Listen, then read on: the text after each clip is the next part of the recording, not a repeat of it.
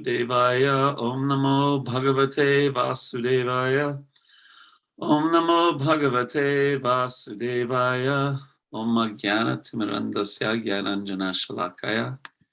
Chakshura Militam Yena Tasmai Shri Gurave Namaha. So, what book are we reading? Bhagavatam? And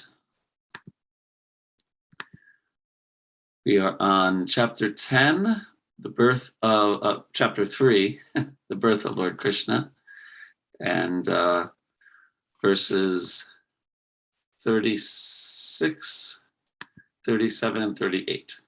Okay? I'll share my screen and show you all the verse. So, starting with 36.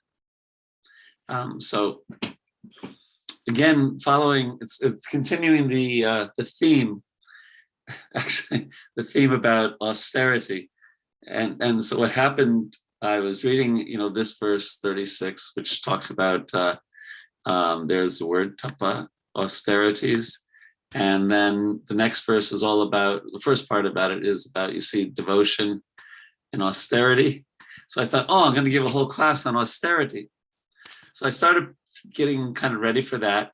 And then I looked back at the previous verse, which talked a lot about austerity. I said, boy, I better listen to yesterday's class to see if they covered that already. And lo and behold, Doyle Gauranga Prabhu did a fantastic job of discussing austerity, much better than I would have done. So I said, oh gosh, what am I going to do? So we're not just going to talk about austerity, although we will cover it a little bit. But it was a great class yesterday. So in this verse, continuing the theme of austerity, it says, thus you spent 12,000 celestial years performing difficult activities of tapasya. Oh wait, can you see my screen? I just want to make sure you can. Yes, we can. Okay, thank you. Sometimes you go on for 10 minutes thinking everyone sees your screen, and then finally someone's polite enough to say, oh, Prabhu, I can't see your screen. Thus you spent 12,000 celestial years. 12,000 Divya Varsha, celestial years, counted according to the higher planetary systems. Yeah, and here it's Sahasrani, means 1,000, and Dwadasha, just like Dwadasi, means 12. So 12,000 celestial years performing difficult activities of tapasya in consciousness of me. And now in the next verse. So tada, then after the expiry of 12,000 years, Bam means for both of you, paritushta aham. Tushta means satisfaction, right? Tushti pushti shudapaya, there's a famous verse with that, so it means satisfaction.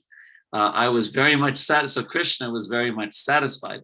Amuna, by this, Papusha, in this form as Krishna, Anaghe, oh my dear, like Anaga, my dear sinless mother. I know some devotee, Prabhupada disciple, she was named Anaga, sinless. Tapasa, we know what that means by now, austerity. And Shadhaya, by faith. Nitya means, can mean eternal, but it also can mean constantly, like Nityam Bhagavata Sevaya. It doesn't mean eternally study the Bhagavatam, which is there also, but regularly. Bhaktya, we know what that means, devotional service. Cha, as well as Hriddhi, within the core of the heart. Bhavita, fixed in determination. Krishna, Rasa Bhavita, Mati. Oh, no, actually, wrong word. That's more about, that's bhava, that's one's consciousness. Fixed in determination. Well, maybe it's connected. Pradurasam, appeared before you in the same way. Varada rat, the best of all who can give benedictions. Yuvayo, of both of you. Kama dishaya, wishing to fulfill the desire. Vritaya means asked you to open your minds. Vara means for a benediction. Iti yukte, when you were requested in this way. Madrisha, exactly like me. Vam, of both of you. Vrita was asked, and Sutta as your son. Okay, so the translation is, O sinless mother Devaki, after the expiry of 12,000 celestial years, in which you constantly contemplated me within the core of your heart with great faith, devotion, and austerity, I was very much satisfied with you. Since I am the best of all bestowers of benedictions, I appeared in this same form as Krishna to ask you to take from me the benediction you desired. You then expressed your desire to have a son exactly like me. So this purport, it talks about three things about us, just like yesterday, Prabhuji mentioned three things. Austerities,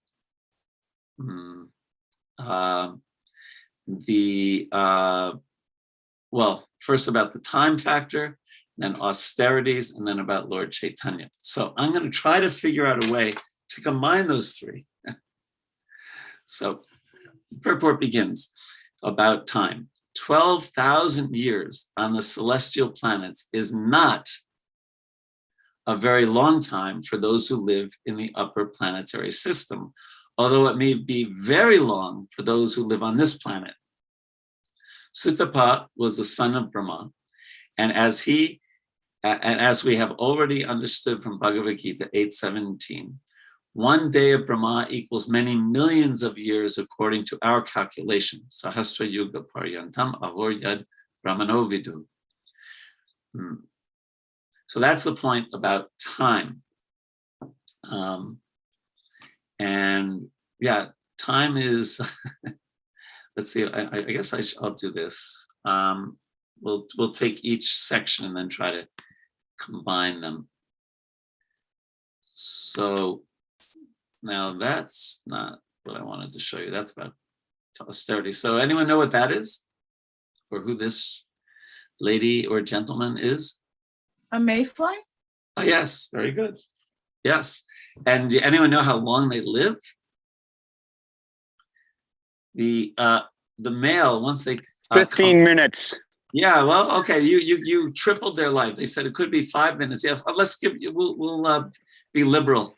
15 minutes, the female, and then the male lives. 2 whole days.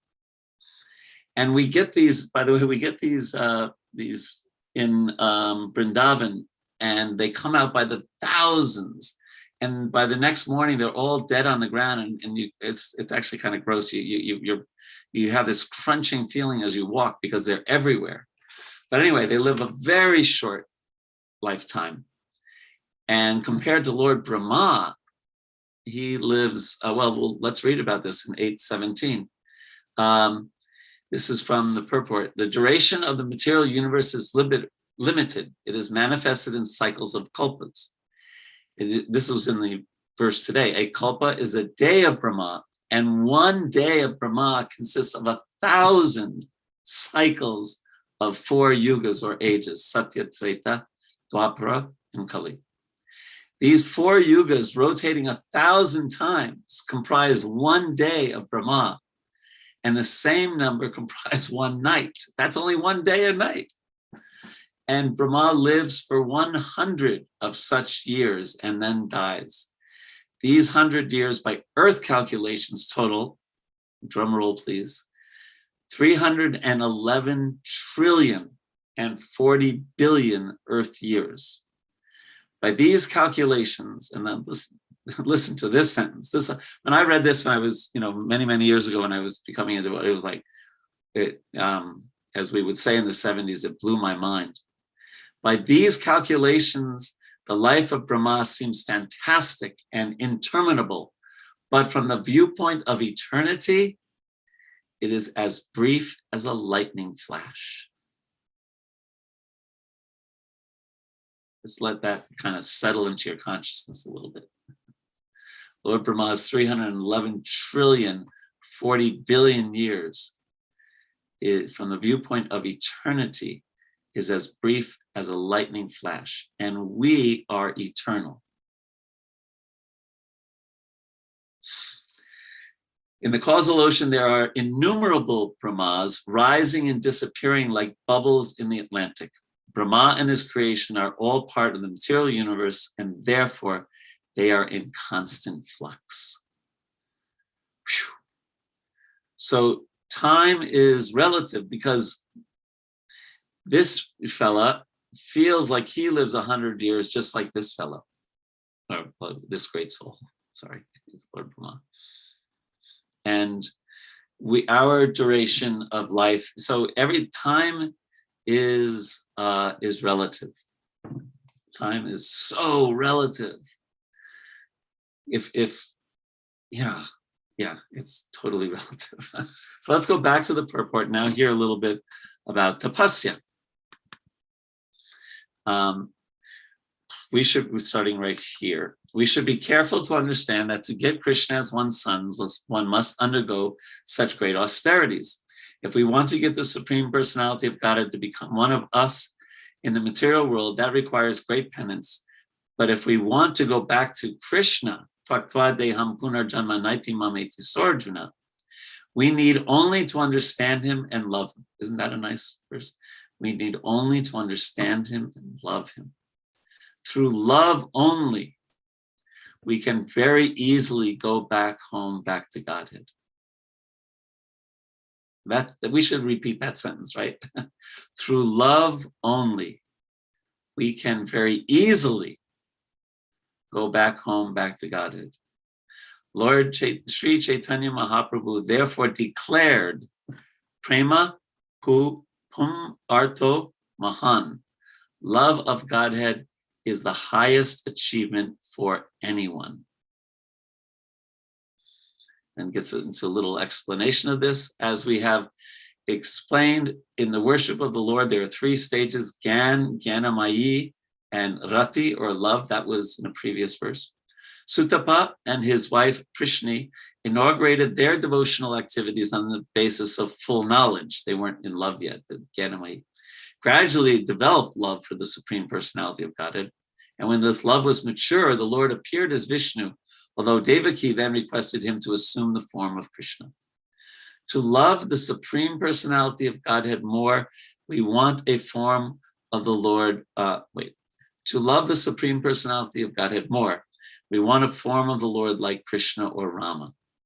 We can engage in loving transactions with Krishna especially.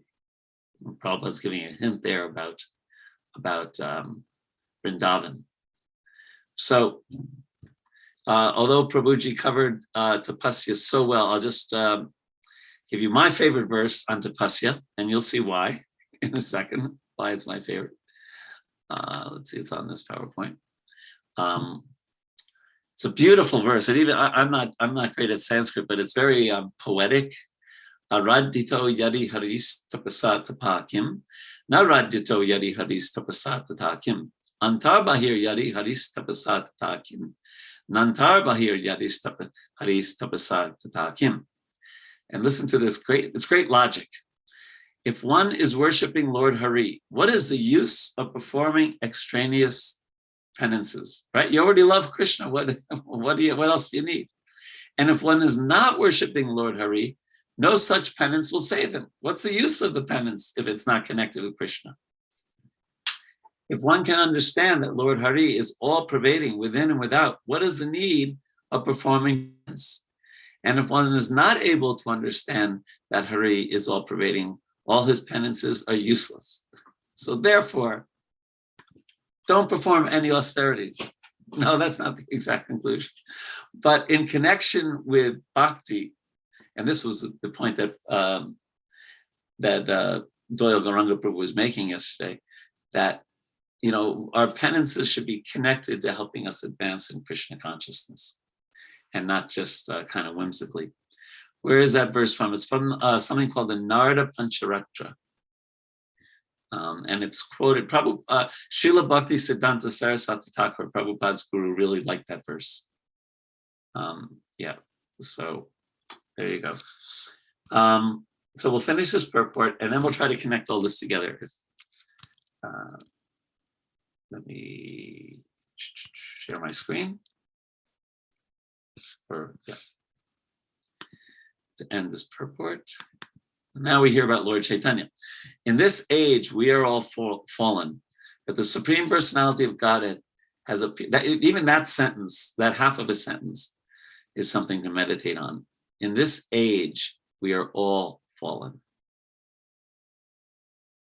But, and you know, when you in a sentence after the word but, that's the important part of the sentence, right? Just like if I say, Henry is a really nice devotee, but then you don't even focus on the fact that he's a nice devotee. You hear whatever he's da da da da da da.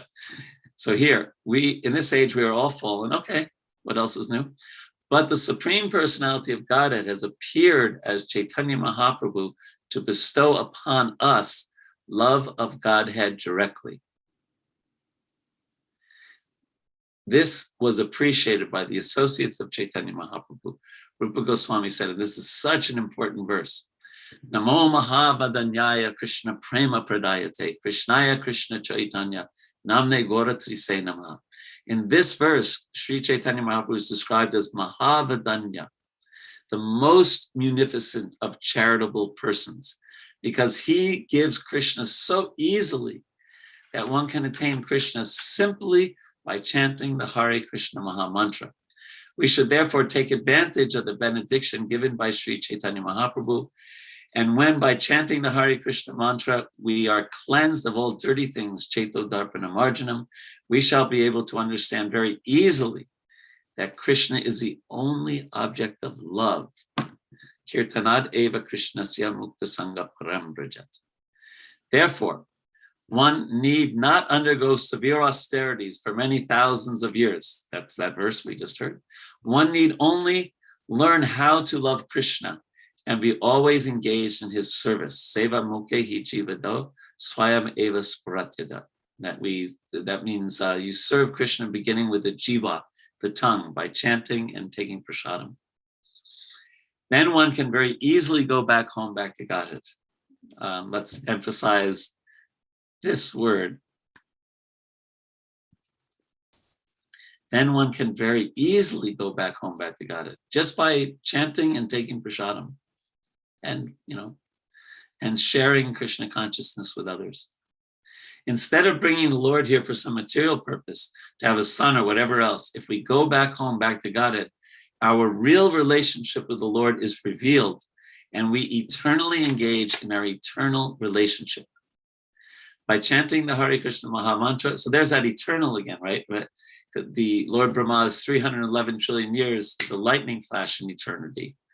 And if we go back to Godhead, we eternally engage in our eternal relationship. By chanting the Hare Krishna mantra, we gradually develop our eternal relationship with the Supreme Person, and thus attain the perfection called Swarup Siddhi. We should take advantage of this benediction and go back home, back to Godhead. Srila Narottama Das Thakur has therefore sung Patita Pavana Hetu Tava Avatar. Chaitanya Mahaprabhu appeared as an incarnation to deliver all fallen souls like us and directly bestow upon us love of Godhead. We must take advantage of this great benediction of the great personality of Godhead. Wow, what a nice point. I'll just do one other thing before I get to what I want to focus on in this class with the time that's allotted. I will try to, though, connect, because this verse talks about the time factor and Lord Chaitanya, it seems appropriate to make some connection, because that connection is found in the 3rd chapter of the Adi Lila of the Chaitanya Charitamrita. So I'll share my screen one more time, dutifully present this, and then go on. Because so here, what the author Srila Krishnadas Kaviraj Goswami is, he's impressing upon us the rarity of Krishna's appearance, and even the more rarity of Lord Chaitanya, who's freely giving Krishna consciousness. So he has his introductory verses of this chapter, and this verse is the focus of the chapter. It's may the Supreme Lord, who is known as this, and this is another beautiful verse, who is known as the Son of Srimati Sachi Devi, be transcendentally situated in the innermost core of your heart. Wouldn't that be nice to have Lord Chaitanya transcendentally situated in the innermost core of our hearts? Resplendent with the radiance of molten gold, in other words, with the complexion of Srimati Radharani, he has descended in this age by his causeless mercy to bestow what no incarnation has ever offered before, the most elevated mellow of devotional service, the mellow of conjugal love. So then, interestingly, what the author does, what Krishnadas Kaviraj does, is he tries to put this in perspective of, let's say, the time factor. And this is exactly what we read in the verse today, right? That once in a day of Brahma, he descends to this world to manifest his transcendental pastimes. We know that there are 4 ages, Satya, Treta, Dwapara, and Kali. These 4 constitute one Divya Yuga. 71 Divya Yugas constitute one Manvantar. There are 14 Manvantars in one day of Brahma. The present Manu, who is the 7th, is called Vaivashvata. 27 Divya Yugas, 27 times 4,320,000 solar years of his age have now passed. At the end of Dwapara Yuga, of the 28th Divya Yuga, Lord Krishna appears on earth with the full paraphernalia of his eternal Braj Dham. Skip the next one, but absorbed in such love, Lord Krishna enjoys in Braja with his devoted servants, friends, parents, and conjugal lovers. Anyway, then it goes on to explain that that then he thinks that I haven't really given love of Krishna to the world in so long. So then he said, I will appear as a devotee. So this connection is so nice between the time factor and the Lord. So how to put all this together is the challenge for me. And I thought I would talk about how to connect all of this in some practical ways in our life. And that is that because here the verse is about going back home, back to Godhead. And one of the most amazing verses and one of the most key verses in all of what Prabhupada has translated about going back to Godhead is chapter 10, 14, verse number 8. And that verse, I'm going to paraphrase, says that when we go through difficulties in our life, we should expect Krishna's mercy, and we should take shelter of Krishna. And instead of blaming him, actually thank him for making whatever reaction we have coming due to our past misdeeds minimized. So it's a very important thing that instead of blaming Krishna, we take shelter of him, and with our heart, with our words, with our mind, we take shelter of him. And one who does that automatically goes back to Godhead. Jiveti yo mukti pade sadayabak. So what to do in these challenging times so that we can develop that consciousness by which, and that verse is also by Lord Brahma, by which we inherit, in one sense, the kingdom of God. So that's what I was thinking of focusing on. That when difficulties arise, we need to search for our, I use the word rest, or our shelter, or our solace. And what's so important to understand is that is not linked to our external circumstances. We all conditioned souls find some shelter in this world. We make, maybe it's some, as Prabhupada would say, our bank balance, or our abilities, or our intellect, or maybe our strength, or our beauty. For many, it's our family. And these things are okay, but for a devotee, what's at the center? What is our ultimate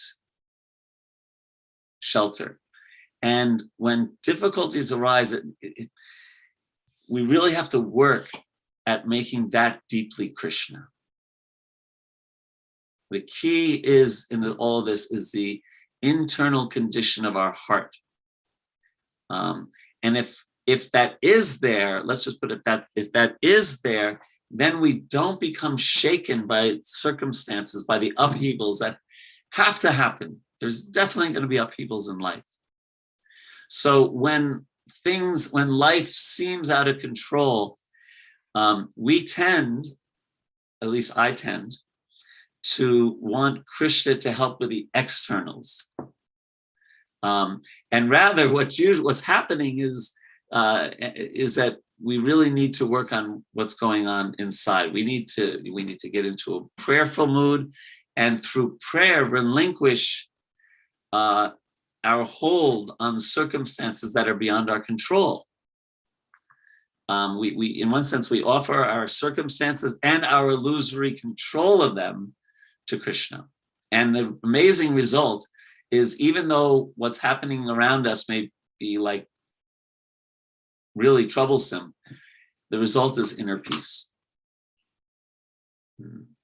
And therefore we have to really be careful about discontent and throwing blame on those external circumstances, because discontentment, it's an internal state. It's independent of external circumstances. So better to see, when we feel that discontentment, to see that as Krishna calling us closer to him, right? Because we tend to blame what's out there, and then we miss the lesson. We miss the lesson. I think we talked about lessons last time in class, but the interesting thing about tests and lessons is that different than in grade school or in high school or in college, where you study and then you take the exam. In Krishna's school, you get the exam first, and then you often learn the lesson later. So we have to, if we really want to become closer to Krishna and develop this consciousness that brings us going back to Godhead, abandon the notion that the circumstances have to change. They are dictated by our karma and ultimately by Krishna's desire or his sanction. But we hear about this a lot. Our freedom lies in our response and our attitude. So the challenge in difficult times is to accept the process of Krishna consciousness and take shelter of Krishna. My tendency, because giving classes on Zoom, is to ask for questions or comments so far. But I'll just say I'll do one more part, and then I'll so you can be thinking if you have any questions or comments. So what is that shelter of the process? Well, in one sense, we know what that is. It's about hearing about Krishna, and as we just heard in the purport, chanting Krishna's names, following Lord Chaitanya's instructions. And also prayer. Prayer is one of the most important parts of a devotee's life. And for us as aspiring devotees, our prayer should be focused on Krishna, not as much on whatever the problem is in our life, our circumstance. We can remember what Prabhupada's books, what the Shastra says about Krishna's power and his care for his devotees. I think this is a great combination. If we understand how Krishna is all powerful and he's Bhaktavatsal, he cares for his devotees. In some places said that that's his greatest quality, Bhaktavatsal, that he loves his devotees. So when you combine that Krishna has the power even to cleanse my impure heart, and I'm trying to be a devotee, and he has love for his devotees. So that combination is such a great meditation, and praying in that consciousness. And then we can, turn our problem at hand over to him and declare our surrender, our dependence on him. And this is this takes, when you talk about austerities, this takes some real determination, some real effort, because we can feel sometimes kind of fearfully cut off from Krishna's mercy, but we have to kind of willfully trust his caring, unfailing affection for us, and really work on redirecting our attention from the circumstances and dwell on Krishna's words. That you declare boldly, Arjuna, my devotee will never perish. Ananyas chintayantamam yejana payupasate tesham nitya vidyuktanam yogashem maham yaham. That I'll preserve what my devotee has, I'll carry what he lacks. And we see a beautiful example of this in the Bhagavatam. I always think it's a great example that Arjuna, the Brahmastra sent by Ashvatthama, is coming to kill Arjuna. And I know if I was Arjuna and I saw that coming very fast, I would just say, Krishna, help. But Arjuna offers these, he first takes shelter of Krishna. He offers these 4 beautiful prayers to the Lord. And then he says, and by the way, Krishna, could you help me? This Brahmastra is coming. So a nice example of Tasmat Sarveshu Kaleshu Mamanusmar Yudhichat. Remember, Krishna says in the 8th chapter of the Gita, to remember him and then do our duties. So I'll take a pause there. There's more what I wanted to say, but I'll take a pause there. I think I'm not sharing my screen anymore. Okay. Yes, Bhima Prabhu. Haribol Prabhu, wonderful class. I love it when you give class. It's also lucid and right to the point.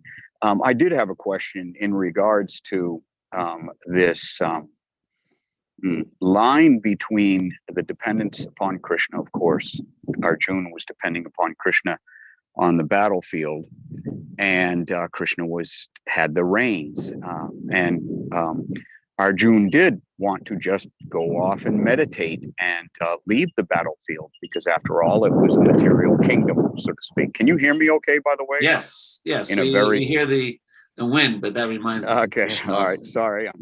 I'm on top of a mountain here. So I'll make this short then, because I can feel the wind whistling in my ear. But when does a devotee say, okay, well, I chanted my 16 rounds. There's a desperate situation coming. I have to prepare, and I have to be anxious in this preparation, not over anxious, but we understand that Krishna uses these circumstances. Never let a good crisis go to waste. Can you hear me? Or is the wind just killing everything? No, we got it. No problem. Okay. So when do we pick up the bow? When do we realize that, I'm not going to say just chanting, because we have to chant constantly. We have to constantly cry out. But when do we just hunker down? Basically, the preparation, there's this tendency nowadays, and I'm sure you're well aware of what's coming around the corner, and they say it in the news and everything. There's going to be shortages again. If you think COVID was something, there's much more to come, and it's going to be an onslaught. And for the devotees in the cities, or do you just chant Hare Krishna and Krishna will arrange everything? Or do you actually pay a little bit of attention? You open your eyes and you heed the warnings and you prepare. So what is your take on that? I had a professor once who said it's okay to have your head in the clouds as long as your feet are on the ground. And I think we see in Srila Prabhupada's life that he was, he was very much like, he never forgot Krishna. And yet you see, for example, in his diary, he kept track of every rupee that was spent, and he didn't misuse anything like that. And he dealt carefully with the material energy, with the material world. And that verse, but what I'm trying to address here is that our tendency is to go directly to the practical and kind of bypass the depending on Krishna point. And in that verse, Mam Anusmara Yudhyacha, Krishna says, he first says Mam Anusmara first, before he says Yudhyacha means and fight, but in but extrapolating for that means do our duties, do our, deal with outside the world in whatever is our dharma. But he says, the acharyas say that this line in the verse is important, to remember Krishna first and then deal with the world, or simultaneously, so we otherwise, what if we're under the understanding that so much of our life is an opportunity to apply what we're hearing, to apply what we're learning about Krishna, and all these things are opportunities, and we miss the test, and then we have to take it again, right? I don't know if anyone was a bad student in school, but if you flunk, you go back to the same grade, and you keep on doing it until you pass. And so the same with our lives, that we have there's tests that we need to pass to progress in our Krishna consciousness, and there's ample opportunity to pass those tests. So we should deal with the practical things in the world, and we should remember Krishna. One time Satsarup Maharaj forgot to, he was Prabhupada's secretary, and he forgot to enclose something. Prabhupada had dictated, enclosed in this letter is such and such and such and such. And he forgot to enclose it. And Prabhupada was upset with him, and he kept on saying, what are you going to do? And Satsarup Maharaj at first was just apologetic. That didn't help any. Until he finally said, I'll write another letter, I'll enclose it, and then I'll apologize in the letter. Then Prabhupada was satisfied. In other words, he dealt with it practically. So I won't get into shortages in the cities and this and that, because I'll be in big trouble. I'm in Washington, D.C. But I will say that we deal with things practically, but all hopefully around remembrance of Krishna. I hope that's okay, Bhima Prabhu.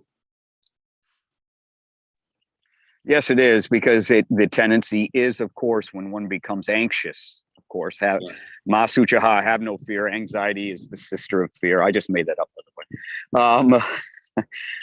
That when you get fearful or anxious, or at least when I get fearful or anxious, the last thing I can do is to chant properly, or to cry out, in a disciplined manner. Yeah. So thank you. It's both. But first, take care of Krishna. Yeah. Okay. Thank you, Prabhu. Okay. Then there looks like some sadhvi in Bhakti Center that I recognize. Hello, Champakalata ji. Long time no see. Yes. So thank you so much. I really appreciated this point about how, like, when we pray, we first glorify Krishna. And then at the end, it's like, oh, and by the way, then we put in the request and just I don't know. I can say from my own experience, one thing that comes up for me is, like, if you've ever had a very serious problem and you want to go talk to your spiritual master about it, and then you get in the presence of your spiritual master and your problem completely goes away. Yeah. Everything gets put in perspective. And so then your spiritual master is like, and what did you want to talk about? And you're like, oh, never mind. or you still tell them, but it's not so important. And similarly, when we go to pray to the Lord and we glorify the Lord and we get absorbed in how amazing the Lord is, it puts everything in our life into perspective. And what seemed like to be our big problem is no longer a problem at all. Because, like you said, we should focus on our internal relationship with Krishna, not on our external. So then I know I've definitely had the experience before where it's like, oh, then I shouldn't even pray about this material thing or even just address this material thing. I should just forget about it. But like you were just talking to Bhima, like, we should still address it if it's favorable for our service to Krishna, but put the if you so desire on that. Yeah, that's it. That's the key. Those words are so important, if you so desire. Yeah, so it's not about our desire, but it's ultimately about Krishna's desire. Mm-hmm. So yeah, it wasn't really a question, it was a comment. But anything? Well, it reminds me of one time Prabhupada was getting massaged, and they were reading a letter that one of his disciples wrote, and it said, please accept my most humble, insignificant obeisances at your lotus feet. I have a big problem. And Prabhupada started chuckling, and the devotees weren't sure. And Prabhupada said that if he's insignificant, how can he have a big problem? He can only have an insignificant problem. So our minds can make, I mean, there are sometimes big problems and, you know, serious things that we really have to deal with, but we can make them bigger, you know, this snowballing effect, you know, and most people here would know what that means. You take a small piece of a snowball, you roll it, and it can become bigger and bigger. When I mentioned that example in India, everyone looks at me like, what? They've never experienced snow in their life. So the mind can make a mountain out of a molehill, since Bhima's on a mountain right now. But I think we all know when we're in clear consciousness, we're feeling sattvic, we're feeling clear-headed, we're feeling dependent on Krishna. The same thing looks very different than when the lower modes of material nature are affecting us. And using Bhima's words, we feel very anxious and affected by things. That doesn't mean that we don't deal with some heavy things in life.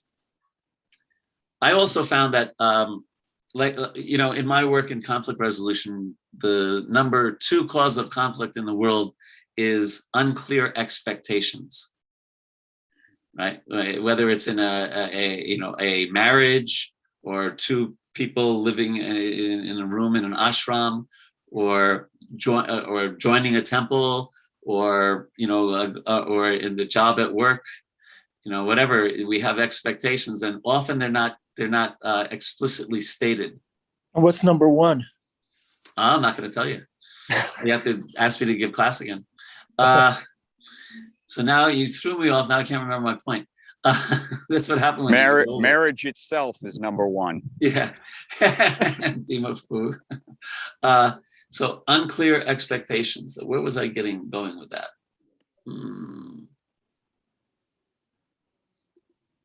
Sorry about that, Prabhu. It's all right. It happens.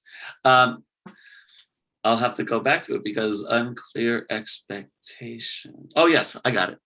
So we have to we really need to study the Gita carefully, because Krishna makes expectations of this world really clear, right? It's like Lynn Anderson wrote a song, or sang a song years ago. I beg your pardon, I never promised you a rose garden. I think I've quoted that before. But Krishna says, Anityam asukamoka, dukkalaya masashvitam. He says, dukkalaya, this is a place of dukkha. Anit asukam, it's a place of no sukha, no happiness. So he's really trying to make our expectations clear. Because if we have expectations that generally things should go right, and every now and then things might go wrong, but he's actually saying, no, in the material world, it's the opposite. If things go right, you should be like, whoa, that's amazing. How did that happen? That's surprising.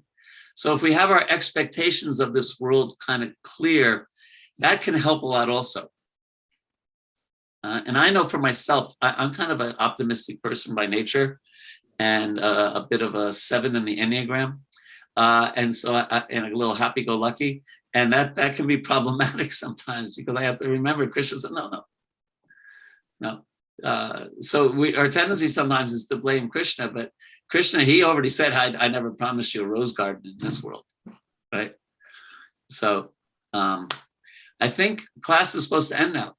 So so the number 1 cause of conflict is when we make assumptions, and our assumptions are wrong. Just like Parvati assumed Chitraketu was making fun of Lord Shiva, or Samak Rishi assumed that Maharaj Parikshit assumed that Samak Rishi was faking. And look at the outcome of that, right? Kali Yuga began, and Shringi came along, and a lot happened from that one assumption. And similarly in the Bhagavatam, that one assumption of getting Chitraketu getting cursed and things, there number of chapters happened in the Bhagavatam because that one assumption. So assumptions have big impacts when we make the wrong assumption about one another. So the general rule, especially in the devotee community, generally is to assume good intentions. If you see your mind making an assumption about a devotee and, that's probably good, we try to think, what's another possible reason for that? And try to find the good reason. Generally, that's our mode. So we end at 8 o'clock, right? Give us number 3. Give us number 3. Number 3 is I'm writing these down. not having Bhima Prabhu give class enough. Yeah, I'll handle all the conflict. Yeah. Right. Vraj Vihari Prabhu, a quick question, if I may. You said you mentioned about tests. We get tested constantly, and we're supposed to pass the test. So what if we do pass the test? If we're humble and nice, and we're not freaking out, we're keeping our chanting going and service going, will we have our little paradise? And will the test stop? No, it's like a video game. You go to the next level. Okay. They just become a little harder. Okay. But it's also an opportunity. The challenge is that it also brings us closer to Krishna. Nice. I mean, Arjuna had the craziest test in the world: kill your guru and your grandfather. Right? Like, whoa, right? And Prabhupada, right? I mean, and lose your son. Yeah. I mean, and look at Prabhupada, amazing, right? His visa got denied. There's so many times he could have just said, well, I tried. I really tried. No one would have blamed him. Right? Or he could have gotten, off the boat, and then he came to New York and just looked at us and said, oh, he picked up one phrase from Brooklyn, forget about it, and got back on the boat, and no one would have blamed him, right? Everyone would have said, wow, he tried. But he kept on passing the tests. Yeah. So thank you very much. There was more, maybe in another class I'll continue on this point because there's more I wanted to say, but thank you for the opportunity to speak today. Thank you, Vraj Vihari Prabhu. Vraj Vihari Prabhu, ki jai. Srila Prabhupada, ki jai. Keep on passing the test, ki jai. Thank you very much. Jai. Beautiful class. Wonderful. Thanks everyone for participating. Thank you very much. Hare Krishna. Have a wonderful day. Tomorrow is Ekadashi.